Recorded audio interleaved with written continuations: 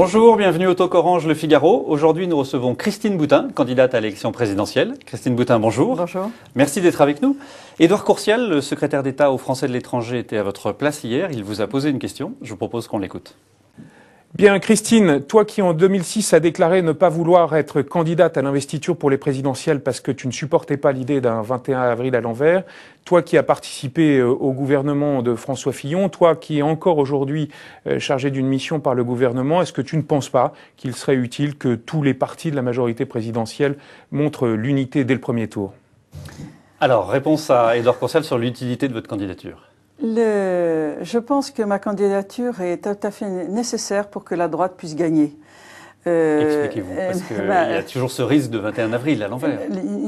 Le 21 avril à l'envers, il n'y aura pas de 21 avril à l'envers. Je ne suis pas une femme irresponsable et si par hasard il y avait ce danger-là, il serait toujours temps de regarder ce qu'il conviendrait de faire. Mais ce qui est certain, c'est que, je le dis à tous les électeurs qui pourraient être tentés d'aller voter Front National et faire le 2002 à l'envers, c'est que Madame Le Pen ne sera jamais élue. Donc quand on vote Madame Le Pen au premier tour, on donne en fait une voix à la gauche. Ma voix est beaucoup plus pour rappeler un certain nombre de valeurs auxquelles je suis très attachée et que je porte depuis des années et qui donnent la possibilité aux Français qui ont des convictions et des valeurs et qui les mettent en priorité de pouvoir s'exprimer au premier tour.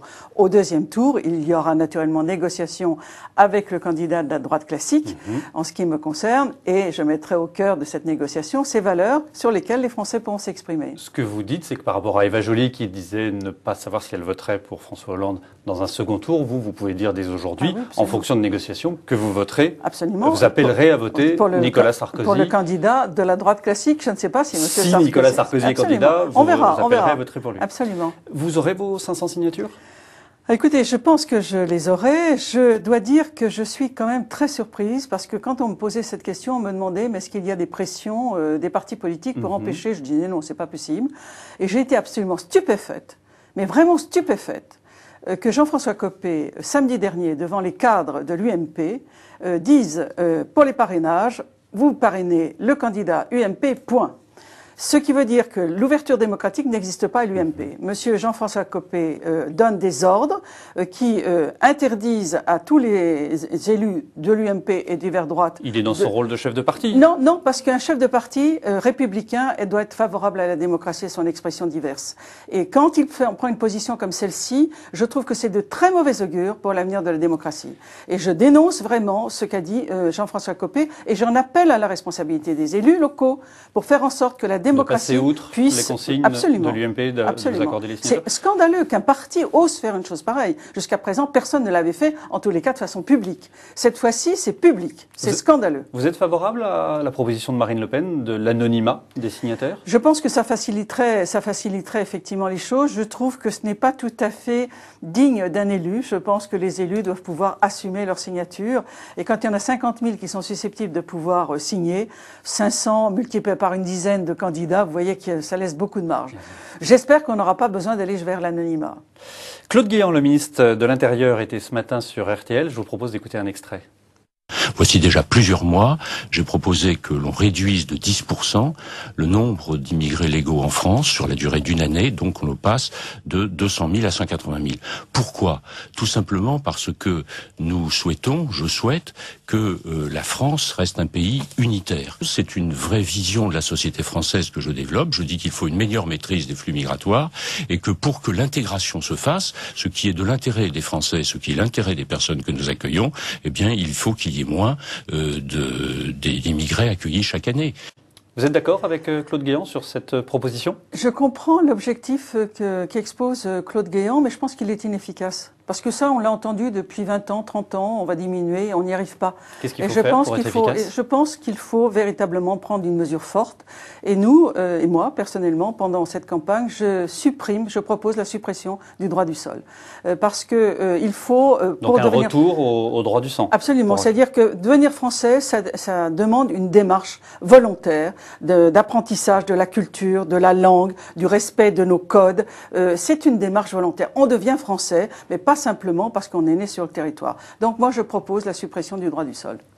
Ça fait partie du projet que vous annoncerez en début de semaine prochaine? Absolument. Lundi prochain, je présenterai mon projet au Presse Club et à 11h. Et voilà, j'aurai l'occasion de développer tout cela. Quels seront les grands axes de votre projet économique? On attend un discours sur la crise du président de la République jeudi à Toulon. Oui. Qu'est-ce que vous en attendez? Qu'est-ce que vous proposerez? Je pense qu'aujourd'hui, nous sommes dans une crise que j'appelle moi une guerre économique mondiale, une guerre mondiale d'ordre économique et moral. Et donc, mon projet, du reste, si nous sommes dans cette crise économique, c'est parce que nous avons abandonné un certain nombre de repères et de valeurs depuis 30 ou 40 ans et que nous jouons avec le virtuel et qu'aujourd'hui, nous sommes confrontés au réel.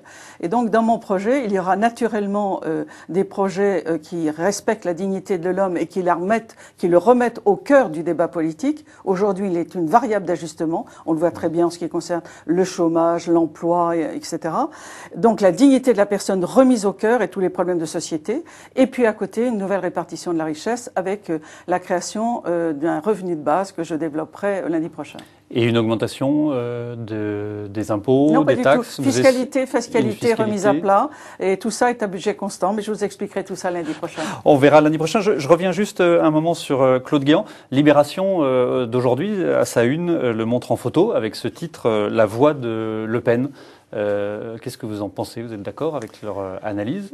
Je pense que l'équipe qui est actuellement en charge de la préparation de l'élection présidentielle de l'UMP et donc Claude Guéant sont très tétanisés par le risque du Front National et font un discours du Front National qui va très près du Front National. Et moi personnellement, je ne me sens pas proche de ces idées. Vous savez, je suis dans la droite sociale et humaine et je pense qu'il ne faut pas aller sur ces territoires. Quand j'entends parler de... C'est une erreur politique d'aller trop près de ce que propose le Front National? Personnellement, je le pense. Et de toute façon, il y a un deuxième tour. Et cette droite dure ne représente pas 50% de la population. Et quand on voit le flou des centristes aujourd'hui, on peut se poser la question de savoir si véritablement il n'est pas nécessaire d'arrondir un peu les angles. En tous les cas, moi, je rappellerai toujours à temps et à contre-temps la valeur de la dignité de la personne humaine, de l'altérité, c'est-à-dire la différence sexuelle,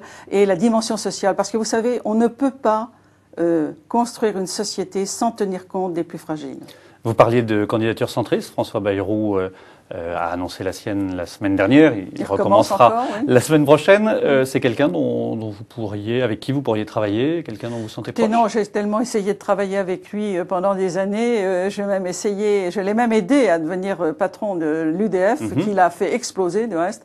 Ce que je lui reproche très profondément, et en particulier toutes les valeurs, la philosophie, les idées chrétiennes venant de Schuman, le MRP, toute cette tendance politique-là a été complètement exposée par François Bayrou, et je trouve que c'est fort dommage. Donc vous ne pourriez plus retravailler avec lui? Non, j'ai l'ambition de réveiller cette histoire des idées politiques et de les porter par le Parti chrétien-démocrate, et cette candidature que je porte a justement pour vocation de préparer les législatives, car nous aurons des candidats aux législatives portant les couleurs du Parti chrétien-démocrate.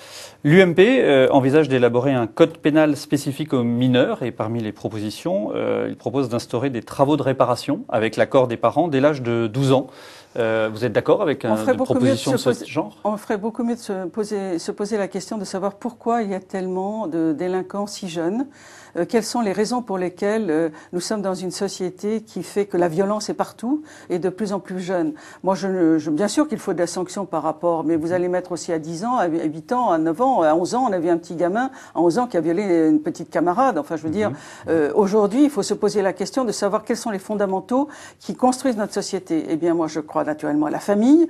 Et la famille, aujourd'hui, n'est pas reconnue comme elle devrait l'être. Elle est elle aussi une variable d'ajustement. Et je pense qu'il faut aider les parents à assurer leur vocation et leur mission éducatrice. Et il faut que l'école retrouve sa mission première, qui est celle de l'instruction. Mais en matière de sanctions, qu'est-ce que vous proposez? En sanctions, on peut faire des travaux d'intérêt général, mais enfin ça n'apporte rien, ça se fait déjà. Il y a des écoles qui apprennent l'EPID, par exemple, qui est une magnifique école, permet aux jeunes de se resituer. Ça ne répondra pas aux problèmes de fond. Christine Boutin, merci d'avoir répondu à nos questions. À demain pour un prochain talk.